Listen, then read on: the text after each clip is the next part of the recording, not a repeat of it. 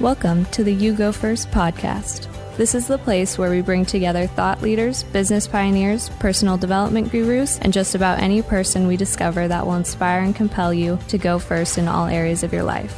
Please welcome keynote speaker, philanthropist, and the official head dream chaser for Odyssey Teams, Inc., our host, Lane Hensley. All right, you go first. You go first. Jeremy Bates, I will go first. I'm really excited to be offering another installment of You Go First with my good friend Jeremy Bates. We've known each other somewhere between 15 and 20 years. It's been a minute. It has been a minute. To give a little sort of resume, Jeremy and I met at a youth conference that we were a part of for many years, and I show up and I hear about this amazing keynote speaker that spoke. I met you. I saw you present. It was totally mind-blowing.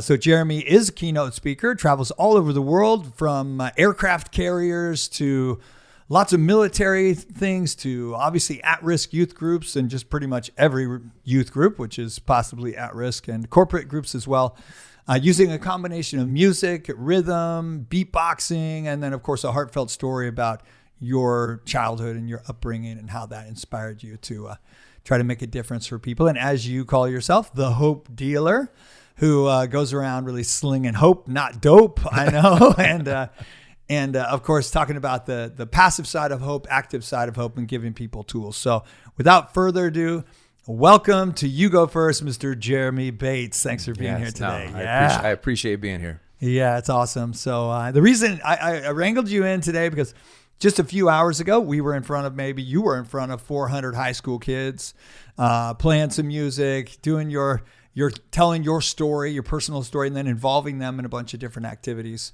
And we'll get to kind of how you deliver your content. But first, let's just start with here you are, obviously a good friend of mine, but I want people to get to know Jeremy. You can certainly find him at hopedealer.com and learn about his programs and all that stuff. But Jeremy, give us a window into where you were born, what it was like growing up, and we'll sort of see where the seed of inspiration and hope was really planted back in that day. Yeah. Well, I was born in Long Beach, California, Harbor City to be exact, but grew up down there and was born into a situation where most people would kind of identify it as pretty dysfunctional. I had a dad that was much older and a mom that was a teen mom who, they got together in some kind of probably unfortunate situations and started making some unhealthy choices, and had my brother, and a couple years later had me. And, I always kind of joke, we were just talking, everybody has a story. And I don't think that mine is that much different than a lot of other people, in the sense that, we all start off on this journey thinking that, we're going to, be born into some kind of situation that's going to put us into a perfect spot to be these amazing people. And, you can go down every risk indicator that would be on any sort of assessment of struggle, multiple divorces, drug addiction, incarceration, level of poverty.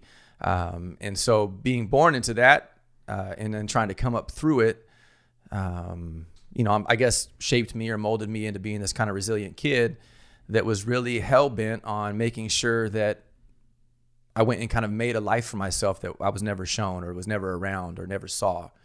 And so I think a lot of my adult life, and certainly the work that I do, has really been about that. Is not really kind of leaning into that idea of where I come from, but trying to use it as motivation and personal inspiration to go out and find a life, that I never saw as a kid.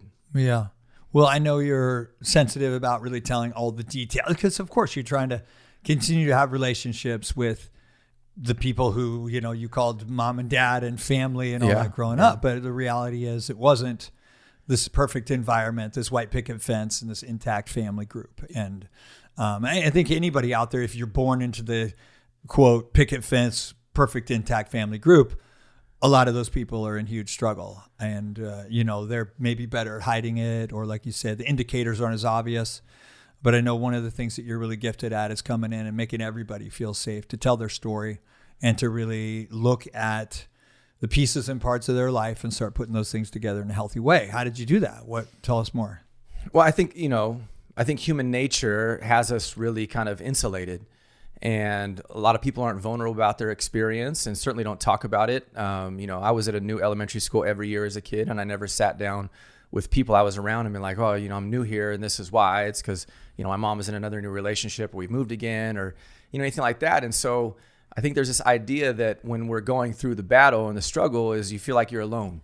And my kind of whole charge in a lot of this is to be able to be vulnerable with people and share that. And kind of when I got into this work, or even when I was doing drug and alcohol prevention before, the minute that you kind of start leading that way, you get kids that are looking at you and being like, oh, like you understand what that's like. You know what it's like when your mom is with somebody else, or you're trying to integrate in a new family or in a new school, or wondering if your mom's coming home that night or if she's going to be alive when she does come home, dealing with drug and alcohol issues and the fights that come along with that, and the kind of fear, the kind of lack of safety that's involved. And the more that we can be real about it, I think the more people understand that they're not alone, and that little bit of lack of isolation and isolated feelings is what allows people to kind of start to expand and be like, oh, okay, let's talk about this a little bit more. And obviously we go into the idea of what happens when we start talking about things and having conversations with people, then we can all of a sudden be more real and connected and help people figure out how to get out of those situations or to start living a different reality. Yeah, I know sometimes you jokingly talk about with your brother or friends would be like, hey, we need to sneak out and go do something. You're like, we don't sneak out, we just walk out. Like nobody's really keeping track of us. Yeah, and here's this little kid like growing up in poverty, growing up obviously in, where food security is a problem. We're just feeling like, hey, where are we going to be tonight? And then you get into alcohol and drug prevention. Like, how do you... how does that happen? Like you graduate high school, any inspirational people come along the way and just like light the spark in you? It's like, I'm going to be president. I think you talk about like, I think I'm going to be president, like what kept little Jeremy going? Because you had plenty of maybe friends that ended up taking a different path, or I don't know where your brother is. I don't think I've ever met him. So how did you he's doing you get great now. I don't know. We talk about this idea of like, I was this kid that was always addicted to potential and finding out like the best versions of me. And so I was a great athlete. And so I would always try and excel in sports, anything that I got involved with. Even when I first started playing music, I wanted to be the best sax player and get involved with stuff like that. How do I get involved with drug and alcohol prevention? That's just a total accident, in all seriousness. We were talking mentors. There were certainly teachers and people, I talk to people about when you come from kind of dysfunctional environments, it's really important to find environments that see that goodness in you that you're maybe not communicated, or you're maybe not made to feel. And so I would try and find those. I would find family, friends that had families that were really solid families and go feel what that family felt like. Yeah. Or I would get involved with leadership or clubs or other things that teachers would be like, yeah, you're great. You're doing great. I think about mentors, and in the way that I even got into this work, I was in 8th grade and I was the activities director. And this guy named John Alston came, and he was this kind of really well-known motivational speaker. And I got to shadow him all day. And after he did his program, he came up to me. He was like, hey, I see something really special in you. And I was like, what? And he's like, I see a lot of kids every week, and there's just something really special about you. And then you fast forward when I'm doing drug and alcohol work as a prevention specialist, how I get involved in this speaking thing is I show up to a conference here in Chico, and the keynote speaker canceled, and the lady that ran it came and was like, hey, can you cover the hour time? And I had my guitar with me, and I'm like, sure, I'll go up there and talk to these kids and have some fun, play some music. And it went over really well. And then afterwards we were talking, and it turns out the reason why I got that was because John Alston was supposed to be the speaker there and ended up becoming incredibly ill. And so my sort of transformation of that, and it was weird because I kind of forgot about that conversation until she said his name, and it was like, oh my gosh, like this is wild. But I had no direction to get into drug and alcohol prevention at all. I was a successful high school basketball coach. I thought I wanted to like do that. I thought I wanted to be like a D1 basketball coach and won league championship and coach of the year and all this stuff. But then I met this amazing lady, and I'm like, let's go travel around the world. And that's what we thought was going to happen. And then like a week before we leave in the country, found out that we're going to have a child instead. Awesome. And so we were jobless and homeless and baby on the way. And I had a guy reach out to me and said, hey, I know you're a really successful basketball coach, which means you're good with kids. And I got this job doing drug and alcohol prevention. Would you be interested in it? And again, I wasn't all that passionate about it per se. I just needed a job. And I went in there, and even that vulnerability in the job interview when they're like, why do you want this job? And I was like, because I have a child coming, I needed a job. I remember I went home and I told my wife what my response was, and she was like, "Are you crazy? You said that?" You know. And it turns out that's why I got the job. Is the director he really liked the response. Yeah. But once I got into it, and that's really when I started to kind of identify, you know, who I was and where I came from, and how that could kind of be this pretty good tool to connect with people, and then also bringing in the sort of gifts and talents that I had as being a storyteller and a musician. And, you know, I'm not like Steve Chalet, but I could do some magic tricks or some illusions to get people. But, you know, that's kind of where that came from. It wasn't that I was this kid that came from, you know, drug and alcohol addicted parents and I had this passion. I was this kid that came from that wanted to be really good at all these great things. And then landed in the spot where apparently I was supposed to be. Well, the saying goes, fate will lead those that will, those that won't, it will drag. Yeah. And looking at the John Alston story to even how you got into coaching, how you got into prevention work, how we met at that first one, like, and I hope everybody out there, really, if you pause long enough and really look at your life and think, okay, if there's perfection unfolding here, what would that be? How do I use every moment that has existed in my life to this point and leverage that to set me apart from anybody who hasn't been through those same struggles? Because I know when I see you in front of a group that has lived through stuff that you lived through, you tell stories I can't tell. Yeah. You give them hope where there is hopelessness for some of them. And they're on the passive side of hope, where they're just hoping that it gets better, but they have no action plan for that. Right. And I know you really paint a nice picture of like, hey, here's how to create an action plan. What's your sort of formula for somebody out there that might be, they're that eighth grader, that's followed you around maybe. They're that person that's really struggling with being out of control of their life, but as they get older, what would you say are some of your keys to help move people forward? Well, the first one is hope. I mean, it would be crazy not to start there. And what I mean by that is in this idea of, you know, sort of awakening, there's some idea that hope doesn't allow you to be present in where you are because you're hoping for something that you don't have. Mm-hmm. But science tells us that, you know, it's like there's something that we want to drive us, you know, and human nature is that we're always trying to achieve something. And so it's to have this idea of what hope is, but not have it be this just like what you would call passive thing or this feeling or an emotion. We were talking earlier, you know, when I first started this, I would talk about that, you know, it's like, just don't lose hope, just don't lose hope.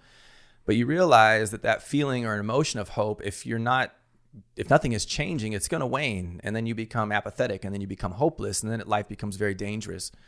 So we want to get to the idea that hope is a verb, that there's action that's behind it, which means there's something that you hope for, but most importantly, you got to figure out how to get it, and then equally as important is have the courage and the willpower and the strength to do those things. Again, it's, you know, it's applied knowledge.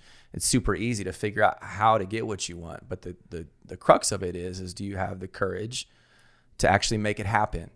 And so part of getting you to be in a different space, and whether that's if you want a different life or if you want a different job or if you want a more successful relationship with the person that you love, you know, hoping more is going to be the place to start. And not just, again, like, I hope this changes. I hope she loves me. I hope that I could be this kind of dad. I hope that I'm a great dad, but I also know what that takes, and I have the courage and the want and the desire to do it. Yeah.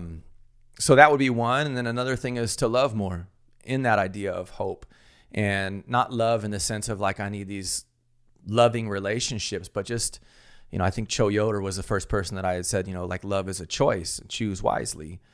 And when I think about the relationships that we have, is to understand, and not just with other people, but even with ourselves. You know, it's super easy to kind of be like, well, I'm going to love on everybody else. But then you wonder why people got all these, you know, emotional issues and mental health issues. And it's like, I think that a lot of us have forgotten that we need to have that same sort of grace and choose to love ourselves, especially in those moments when we're not showing up as the best versions of who we are. You know, I've had to even learn in these later years, you know, that there's this concept that says, you know, bad choices don't make bad people. And even in my own world, with all this knowledge and going out and telling people, it's like, you know, you make choices that aren't congruent with who you are. And then you start to get down on yourself. And you're like, oh, I'm so horrible. And you get into that pattern of believing in those things that you were told when you were a kid, or that you were shown when you were a kid, when people would bounce in and out of your life. And that's a crazy spiral. So it's like, how do you stop yourself in those moments when you get into that level of self-hatred and being like, hey, Like, I'm going to choose to love myself even in these really hard times, and have an awareness of why you're doing the things that you're doing. Yeah. But also love other people in a way that's respectful and honorable and pride-filled in the way that you do it, and loving the things that you do, because loving people is important. But if you don't love the work that you do, then that's going to surface as well. Or if you don't love to play music or the hobbies that you have, it's just, I just want people to go all in and really experience that.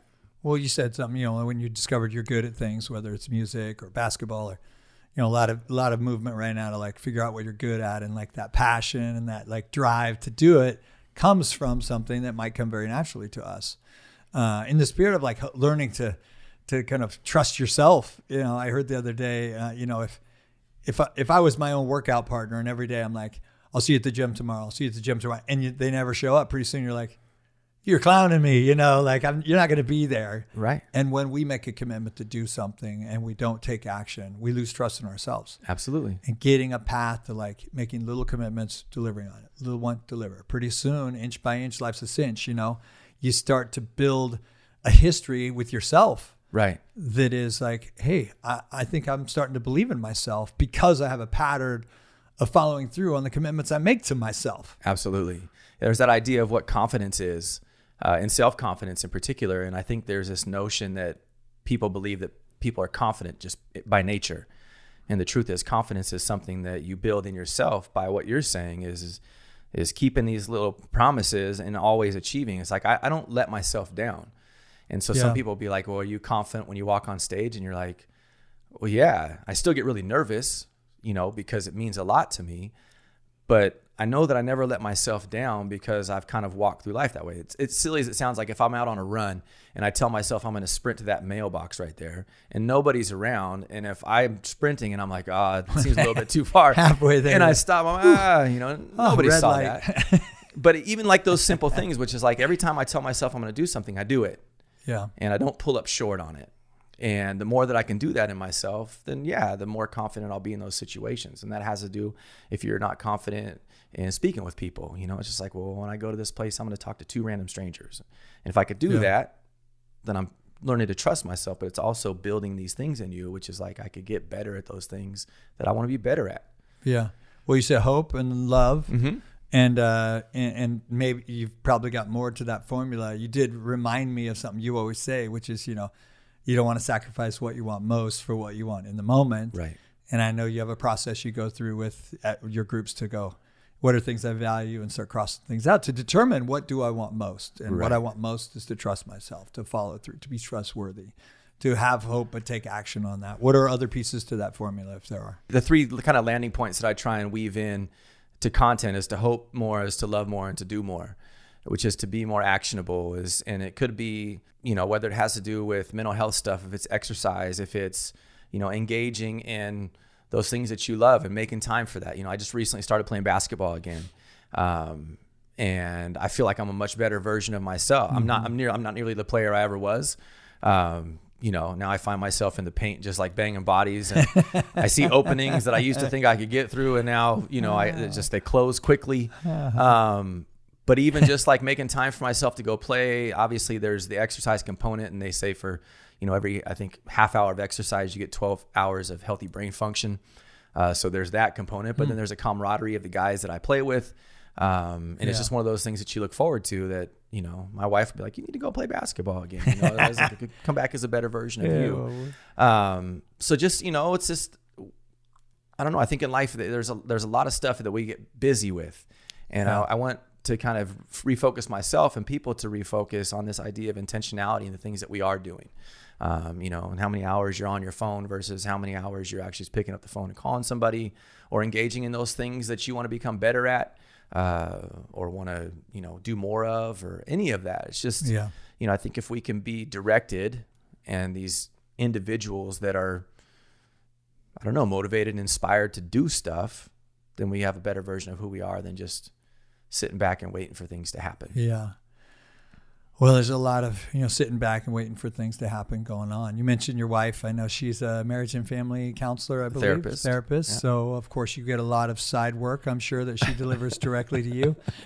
We both have very inspiring and great wives that keep us in check and push us to continue to do the work we love. But, you know, it's tough when you're traveling and you have 2 young boys and now they're growing up and being on the road. It's a family thing, whether the family's there or not. What are some of the like key messages? If somebody says, I want to have the Hope Deal, I want to have Jeremy come and talk to my young people, whether they're, you know, a group home situation or some at risk or some very affluent high school, or whether you're speaking to military groups somewhere around the world. I know you've done a lot of that with the armed forces.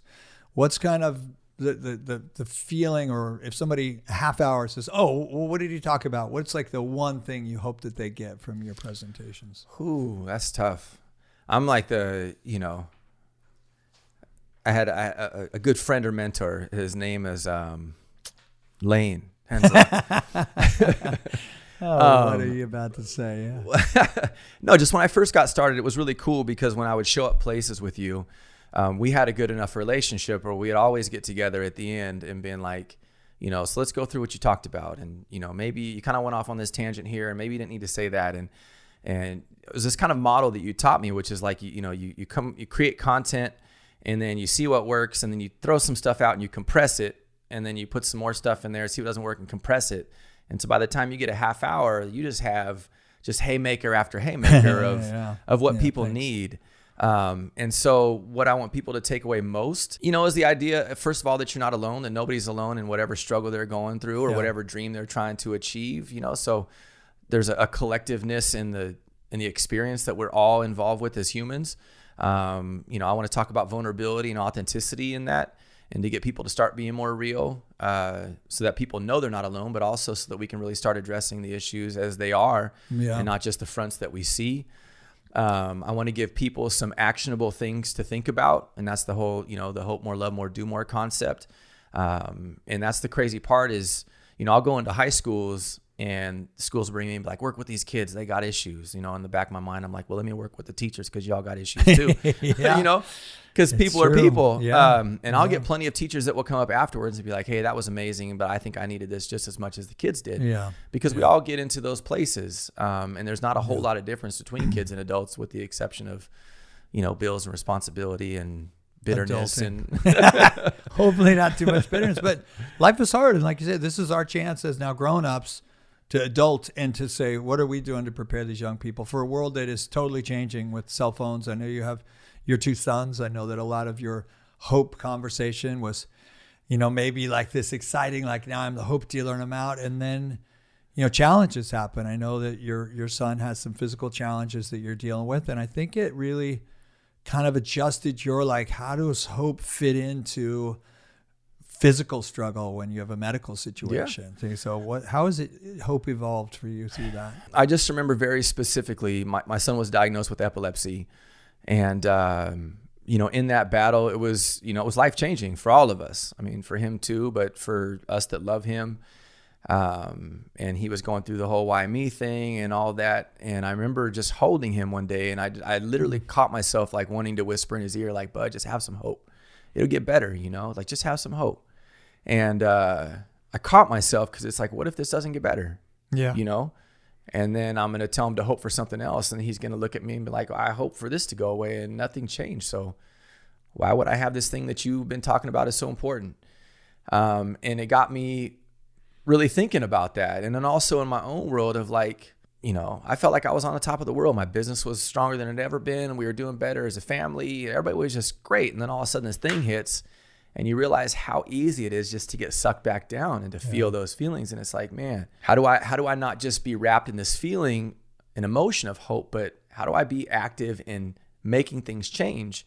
And so I was thinking with him specifically, it's like, hey, if you want this to change, like you can hope for it to change, but there's also things you're going to have to do. You're going to have to get better sleep. You're going to have to be less stressed. You're probably going to have to change your diet a little bit. You're going to have to take this medication. You probably have to drink more water. Like there are these things that we can help change the situation, but we can't make it never go away. And I think that's, you know, that was a big shift for me, because then I dove into what the science of hope was. And there's literally research around it. There's a cool statement that Benjamin Franklin says that hope is like fool's gold, you know, and we've been traveling around telling people, and I think you were there when I first went back to Camp Royal after that stuff happened. And I remember I was apologizing to kids and being like, I've been traveling around for the last 12 years just telling people just to have hope. And then all of a sudden when life slaps me upside the head, you're like, oof. It's not just the feeling or emotion. Like we have to be active in wanting this stuff to change. So then it's become really about trying to get people to not just be in that emotional space of it, but to have a plan. To, we call it the triangle, the trifecta, the True Hope trifecta. That's where you put the thing that you want at the top and then figure out what you're going to do to get there. And then the accountability piece, which is who you surrounding yourself with that's going to help you in those times. Willpower to get that thing that you're wanting for it's finite, right? You don't just have unlimited willpower. And I think that's one of the things that we don't quite understand. That's why when people get into like recovery and 12-step programs, it's like you need to go to a meeting every day, not because it's like some crazy cult, but because you need people around you, because the more that you're exerting willpower, it's actually depleting through your glucose system. And so it's like, hey, if you wake up in the morning and you're struggling willpower all day, by the time it gets to be 3:00 in the afternoon, you're like, your resources are gone. Yeah. And so then what happens? Well, then do you relapse, or do you have somebody that you can go talk to that's going to remind you and kind of refill you up? I know when I'm on the road, if I'm trying to be healthy, it's super easy for me to jump on a plane and start off good. I always joke about, like, I take a little bag of almonds and I'll play the game where I'm trying to see how many bites I can get out of one almond, just like I'm going to eat healthy. I'm going to be on my grind. And then you land in some state and you're like, I haven't eaten in 8 hours. I'm tired. Yeah. And let me just go hit the Whataburger, Let me just go get a burger and fries and an extra large Dr. Pepper. Oh, man. And it's easy. But it's like when I travel, like with our True Hope team, and I'm with all these other people that are kind of inspired to kind of be the best versions of themselves, I'll go sit down at dinner and I'll order something bad. And, my buddy Flip will be like, what's up, dude? I thought you was trying to get a 6-pack. Like, well, I thought you were trying to be this guy. Now, you just glanced over the True Hope Tour is you and like free runners to all kinds of different, dynamic, from drummers to mentalists to, you put this combination together. I know you've done it a bunch down in Stockton. Yeah. And I've been to programs before where there is a line of young people wanting to shake your hand and give you a hug and really thank you for dropping some hope and giving them some actions to do as well. So, how did that get started, or just like, what's that all about? The True Hope Tour? The True Hope Tour, it came about, it was in 2010. I had some guy approach me that wanted to have somebody bring to life what he called like 10 power principles. We called it the power of 10. And we wanted to start it on 10, 10, 10. And so I got to kind of dream up this biggest version of like a stage show. And what I wanted to do was to, I try and engage through the mediums of music and some illusion and magic and storytelling and comedy. But I know there's people in that audience that don't care about those things. Yeah. So I'm like, what can I use as metaphors? Because really in the work that we're doing, that's all that we're doing. It's for the same reason I was a basketball coach. You're just trying to teach kids about life skills through the medium that they love, which is basketball. And so in the stage show, it was like, how do I tell them about overcoming obstacles? And you're like, free running. Like, this is kind of cool. It was like cool. Right when stunts were getting all into free running and it was all the superhero things. Some are very famous stuntmen as well, right? Yeah, no, like they're Tom all Cruise's stuntmen, I think. They're all with, like, Tom Cruise does his own stunt, but like Mark Wahlberg. Yeah. The Spider-Mans, everybody that you see in one of those suits is one of these guys. It's awesome. The new Roadhouse movie that just came out. They're these guys, and what's cool about them is they're not about credit or accolades. They just want to go in and follow their passion and do what they love to do and make somebody else look good. Awesome. There's poetry, there's live music, there's live art. We got an artist that paints live on stage, and we have a kid that comes up and ruins the painting midway through. And we use that as a metaphor of like, we got this blank canvas in life and you're trying to create something cool. And midway through, maybe you make a bad choice or somebody else comes and makes bad choices for you. And so it's like, what do you want to do? Do you want to start the painting over, or do you take a step back? And the artist that we have is a guy named Blair Russin, has this ability to take those swipes and he'll readjust the painting and make those swipes become some of the most vibrant parts of it. And the idea to try and teach that sometimes those things that are the most harmful or hurtful to us in the moment can become the most vibrant pieces of who we are as long as we don't quit. Wow. So it was like the ultimate dream child of like, how do I find really cool people to make these things come to life? And I'm just kind of the ringmaster of connecting the metaphoric dots. And then that tour went away. And one of my good friends, Gabe Nunez, who's one of the co-founders of Tempest, was like, well, how do we keep this going? And so their brand was True Freedom, and I was the Hope dealer. And so we're like, let's just call it True Hope. Nice. And pool our resources together and make these things happen. So ever since 2011. We've been doing it that way. A lot to try to get through here in the end there. You've been talking about music and things. I know you kind of beatbox and bring in, I don't know if you can do anything. No, I don't know if I could. I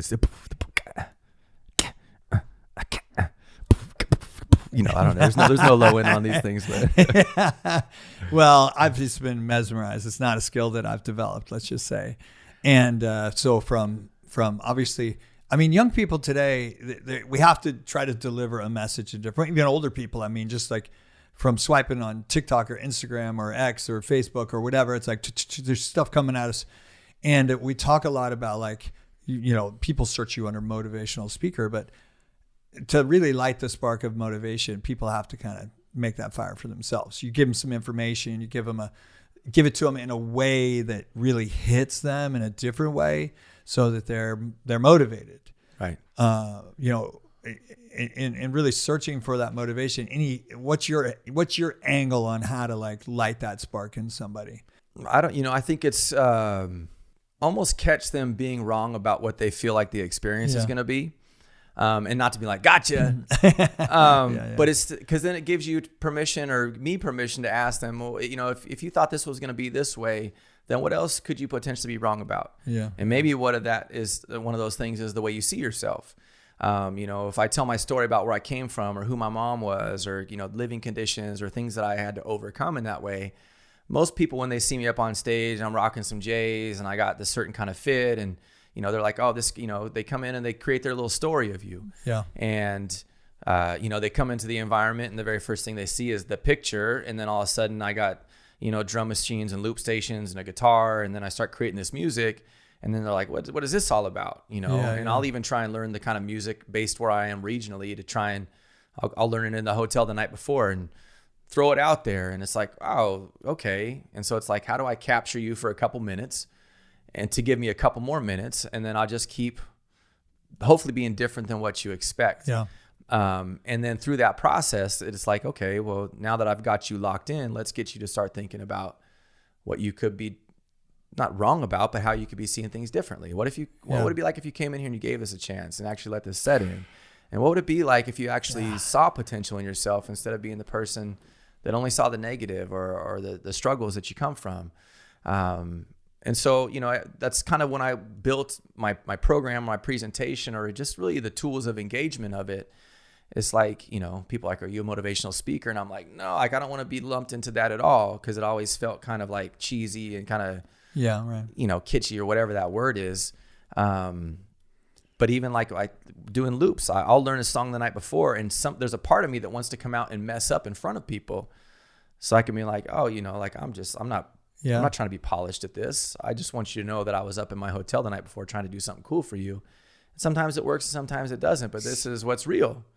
And I think the more that we can be that for people, then the more they can see truthfully who they are and know that their version of reality and who they are is good enough. So I think everybody kind of rails with it goes around in this idea of, I'll do that when I'm polished and I'm great. But none of us really ever get to that. We talked about it before. It's like, oh, you feel that for 2 minutes or 2% of the time, and then all of a sudden you're like right back to okay, I gotta go out and reprove. Well, life is certainly an unperfect process, and people say people don't want perfection, they want connection. Mm-hmm. And I've seen you connect with people through music, through your authenticity, through your story, and to light that spark in them that says, if this guy can do it, or like you said, this fool can do it. Like, you use such great street language. I don't possess such language. You just have a way of coming alongside any group that you're in front of and being authentic, telling them your story, whether it's your origin story or the story unfolding still with your family and with your son, and how you're dealing with this epilepsy and how we're dealing with getting a little older. I think you're 49. 49. Met you a long time ago, and so many steps to life that can really, really pull people down or can propel them to the next step. Yeah, even that, like when you say, and because I've had clients that'll be like, you're like the chameleon. Like, you can go, because I'll work with corporate people, I'll work with, military people, I'll work in high schools. I've done like K-6 programs on homesteads in Hawaii, where they're calling me uncle, and I got to show up in my, my slippas and and jails and all that, and it's like you can go connect with anybody. And it's not that I change who I am.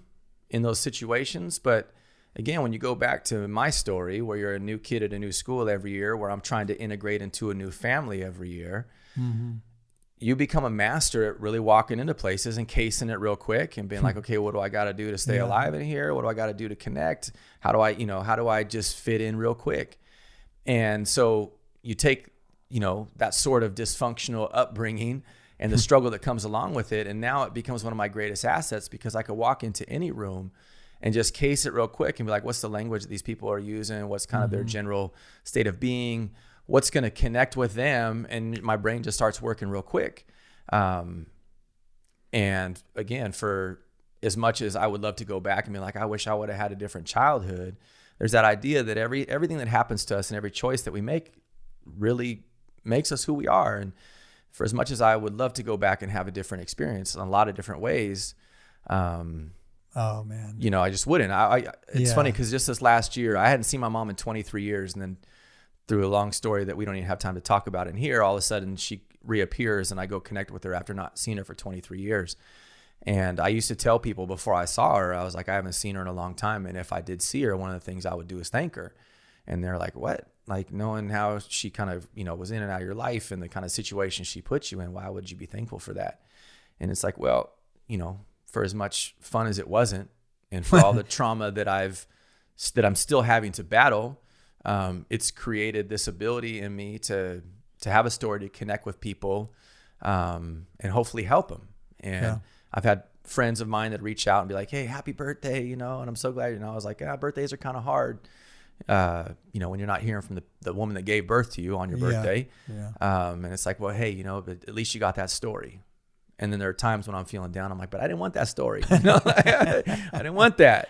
But at the same time, you got it. And so it's like, well, what do you want to do with it? And do you want to be a victim of it? Or do you want to be able to kind of parlay it into something that inspires you to be different, and at the same time inspires people as you're on your journey? I think that's an important one too, is if you're trying to inspire people, it's not so much in the things that you say. A lot of the feedback that I get is, I always ask people, like, do you hear me or do you feel me? And when people are in it, they're like, I feel you. This isn't just words that you're saying. Like, I can feel like how you're living. And that's kind of what I've always wanted to be for people, is just somebody that somebody could look towards and be like, okay, like, I see how that guy's moving through life, and I kind of want to move like that too. Well, I appreciate you spending time, telling some of the story. And I know that sometimes when I present as well, it's like, it's a bit of therapy for us to re-look at our life, and we kind of volunteer ourselves as tribute, to go, all right, I'm going to open myself up. I'm going to be the first to cry, or the first to tell you something that's deeply personal, that I'm still dealing with. Yeah. In hopes that, in the spirit of you go first, in hopes that they would follow. Yeah.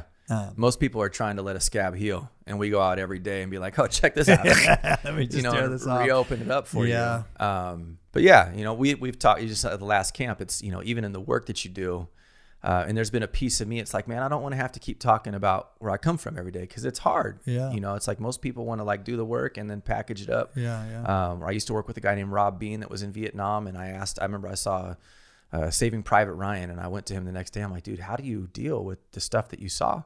And he goes, Jeremy, I put it in a closet, and I never walk past that closet. And you're like, I get it. Yeah. And I do the complete opposite. Every day I go to work, I'm like, where's the closet? Let me open the door. Let me show you what's in there. And see if, so it takes a work, and it takes a toll too if you don't do the work. Because then you're just reliving it and reminding yourself, and that whole idea of I wasn't enough. And I have to tell people that again. And I can have all this great stuff surrounding me, but if that day I wake up and I'm still that little kid that was made to not feel that way, sometimes I attach onto that message. And that's a dangerous tailspin too. So, it's a fine balance. And I think anybody that does that, and not like,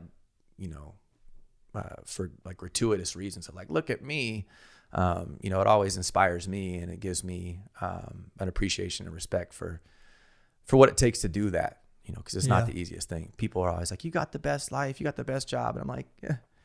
First of all, I got to relive trauma every day. Yeah, right. And second of all, I got to be the new kid every day. And third of all, half the group hates me before I start because of what I do for work. They're like, another assembly. Another motivational speaker. Oh, man. Well, we laugh because it's uncomfortable. It's hard. And you're talking about stuff like, when people pay you to come and do music and walk through a leadership model that can move people from this. They're not paying you to open up your heart and your soul and say, hey, this is what's real. This is what, but authenticity is one of the most attractive energies that anybody can put off. And it compounds the authenticity of people around them. Yeah. And I know you bring that, and I know that can be very scary.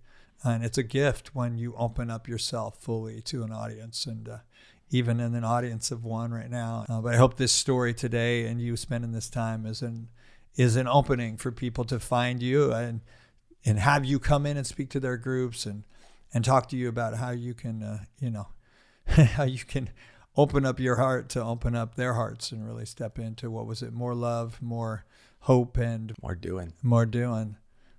So with that, bud, I appreciate you doing this today and spending some time with the You Go First audience. I hope they'll listen to the audio or catch it on YouTube. I hope I can get you in front of more groups as well, because I know it's just such a gift to me and everybody that you interact with. And nice. And I hope Ross somehow puts in like the doing it well soundtrack for this, just oh man, bring in some LL for me. Hey, your wish is our command, but I really hope we can. And our hope, we'll be in the active side. I'll bet Ross makes that happen. I know him. No, I love that you catch yourself, man. How many times you're like, hey, hope you have a great day. And you're like, hey, make it a great day. You don't just hope for a great day. You make it a great day. Let's get after it. So with that, to everybody, hey, thanks for listening. And I hope you've enjoyed this episode. Thank you, Jeremy Bates, for being here and for being the hope dealer and terrifying yourself and opening up your heart and soul to so many groups around the world, man. I love you, buddy. I love you too, bud. Thanks for having me. Yeah. Thanks for being a friend, for sure. Woohoo. All right. Let's go. Thanks for listening to another episode of You Go First. We hope you enjoyed the show. If you want to listen to another episode, you can find us at yougofirst.live, or you can see more about our host, Lane Hensley, on his Instagram at OneDreamChaser. To learn more about his company, Odyssey Teams Inc., go to odysseyteams.com or follow all their social media channels at Odyssey Teams. Thanks again, and we hope that you will go first to share our podcast with a friend or colleague. Now, you go first.